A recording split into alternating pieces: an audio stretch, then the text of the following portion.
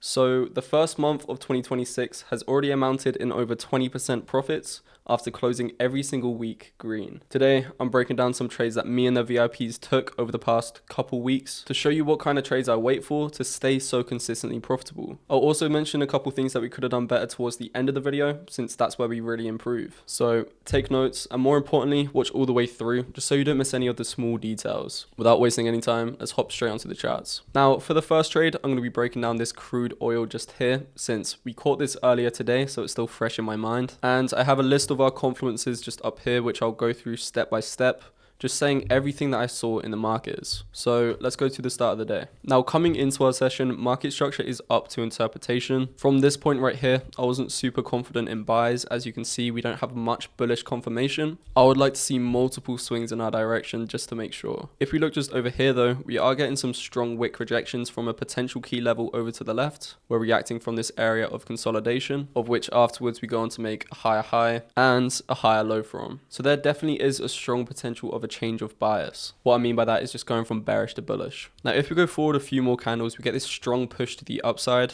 which just makes me so confident that there is a strong level of demand down here. This kind of movement in price out of seemingly nowhere is very institutional, which just means the market movers like this price down here. So after that, we can cross off step one. Now, marking out our zone is simply just going to be the last bearish candle before the bullish move, with the bottom of our zone just on the lowest wick before we go upwards. As you can see, it's just that candle just here. That is really as simple as it is. Some people were asking me if this was invalid, since this candle just here wicked into our zone, but considering we closed bullish, I just chalked that as part of the movement to the upside. This would not invalidate. If this candle just here was instead to have closed bearish after wicking this zone, then yes, this would have been invalid. Just thought I'd clear that up. Now, moving on to step two, we need to look for a swing of retracement of which forms our liquidity, which we can already see just here. It's important to mention that this needs to be over multiple candles to create that visual swing, which just makes us confident that loads of other strategy stop losses are sitting below here, since that's really all our liquidity is. So let's mark that out. Now, we're already halfway through our setup. That's really how simple our strategy is. After we create this swing of retracement, we must break structure in our favor, which, as you can see, we already have. This was a break of structure to the upside. We want to go upwards for a demand. Therefore, that's just liquidity's high. And funny enough, this was also when I got really confident in that change of market bias. We broke this high over to the left, which was then again making another higher high. If the market wanted to keep going downwards, then we wouldn't be making this market structure. So after that point, I was confident we go even higher just to make sure. But I mean, after that, we're already on our last two steps, which is clean movement towards our zone and obviously our valid entry model. Now, in terms of clean movement towards our zone, all this means is from the top of our move, how are we moving back down to our area of demand? If price was to make multiple bearish swings from the top, then we'd start to make bearish market structure, which obviously we don't want to see for buys. And even if we were to get wick rejections, there's a high chance that we just go on to make another lower low. So what we instead want to see is a straight line to the downside. So let's go forward some candles and see what kind of movement we get. Now, this is great. We didn't make multiple bearish swings. We just came down in a straight line after a wick broke this high once again. Now, some of you a bit more experienced in this strategy might know that this is another confluence, which is an area of demand above us, which gets faked out. Now, this isn't a valid zone for us to trade. I would not be looking to get an entry on this, but other supply and demand strategies would be. So when they get whatever entry models they get, they put their stop losses either below this wick just here or below the zone, which is obviously just going to add to our level of liquidity. And by that point, there's so much drawing the market to the downside, there's a high chance that they just get faked out, which leads us to our zone. Now, as you can see, entry model for this is so simple. It's simply the directional close. This happened on a 10-15 candle, therefore I'm not going to take break of candle or flip. This couldn't be more textbook, to be honest. Now, after that, all we do is take our entry, put our stop loss just below the deepest wick inside of our zone, with my personal TPs up here at a 1 to 3 risk to reward. And if we go forward, it really is as simple as that. Even for the holders that wanted to hold to, opposing liquidity or something like that, the market doesn't even stop us out before we run to make another higher high. So that was completely valid TP logic. But I mean, a 1 to 3 risk to reward is still fucking insane, and it's the most consistent TP that I've seen get hit on crude oil specifically through multiple years of backtesting. So that is literally every single thing we look for one of our zones, and is the single model that leads me to get 2/3 of the average retail trader's yearly gains in a single month, which is pretty crazy if you ask me. Now I am going to run a breakdown of this also in the free Discord, which is literally where I break down every single one of the trades I take. So make sure you go and join that just down in the description for some extra sauce. Now arguably an even more textbook trade happened only a few days before it, which is this NQ trade on my screen now. And if we zoom in, it really shows you how tested this TP logic is.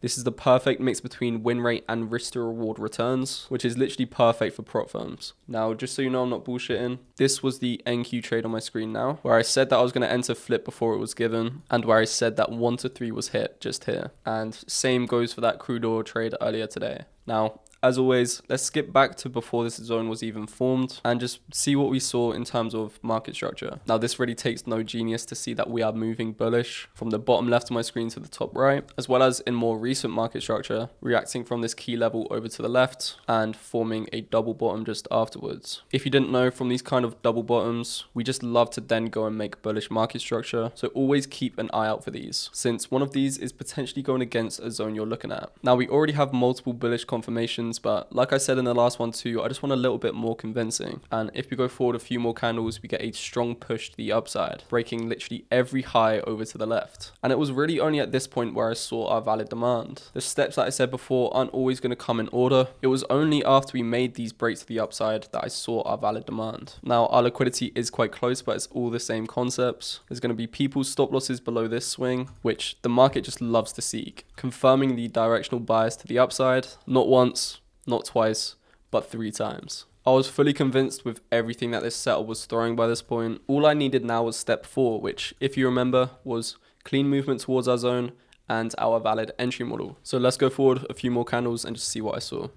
Now, to be honest, it doesn't get any more textbook than that. We came down to our zone so fast that we even left behind gaps. Now, these fair value gaps are going to be imbalances in the market that price just wants to seek. As you know, the market's never just going to continue in one direction forever. Every strong push to one direction is always going to want to be corrected, which is just something else drawing price to the upside. Now, looking at timing, we are coming to the new higher time frame candle, which is 12:30. That's the new 30-minute open. And on every single higher time frame candle, a flip entry is going to be valid. If you want more details on my entry models, like how to spot flip entries, then I have a great video on this channel breaking down every single one of my entry models in detail. And if we go to that new higher time frame candle open, we can see that we clearly went bearish to wick our zone. And once price flips from bearish to bullish, we will get our entry, which was just here, with our stop loss below the deepest wick inside of our zone, and my personal TPs, as I mentioned, at a 1 to 3. Now, I don't change my TPs from trade to trade really. Over most of our instruments, it's going to be a 1 to 3 risk to reward, with gold being a 1 to 4,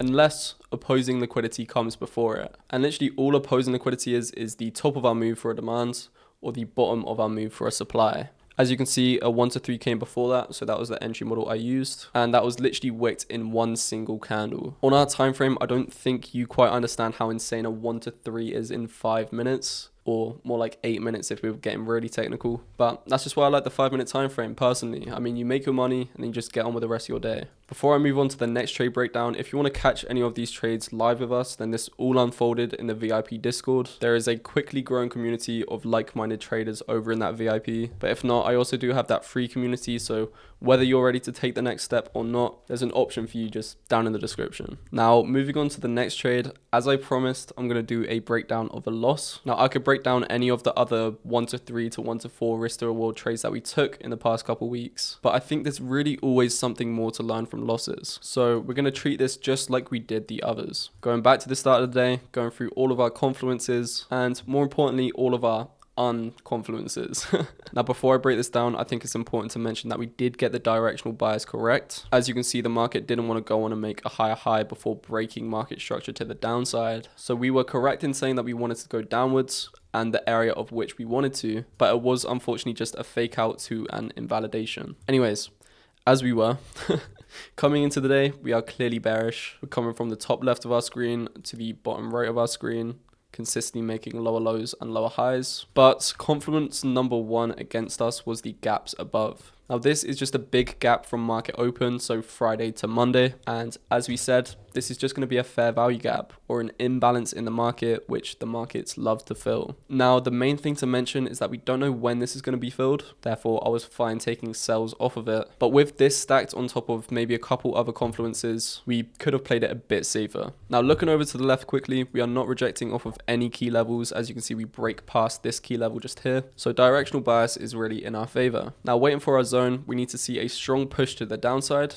As you can see, this is a huge push to the downside, marking out our zone from the last bullish candle before the bearish move. It's important to see supplies as you see demands. They're always like a tiny bit harder to see, so let's try and drill this into your head. Now, after we form some liquidity, as you can see, it's over multiple candles forming that kind of visual swing that we love to see. Could be a bit stronger, it could be a bit more visual, but I've taken these and I've won off these many a time. So after we make that, we need to break structure to the downside once again, which therefore makes liquidity and our break of structure valid. And as you could probably tell me, all we need now is that movement towards our zone and our valid entry model. Now, movement towards our zone was very clean. Once again, getting that fake out from a potential supply below us, adding to our level of liquidity. The way we know that people are getting faked out is from this bearish candle just here. This is going to be retail traders, potentially some institutional traders, placing their entries, moving the market to the downside before just getting faked out. So always look out for these at our level of liquidity. Once again, not necessary, but it makes our liquidity even stronger. Now, directional close was already given, which gave clear TPs at opposing liquidity this time, just at a 1 to 2.5. Something that I haven't mentioned yet and that I probably should mention is the fact that this was on a US bank holiday. Now, going forward, that alone is probably going to just put me off the day, similar to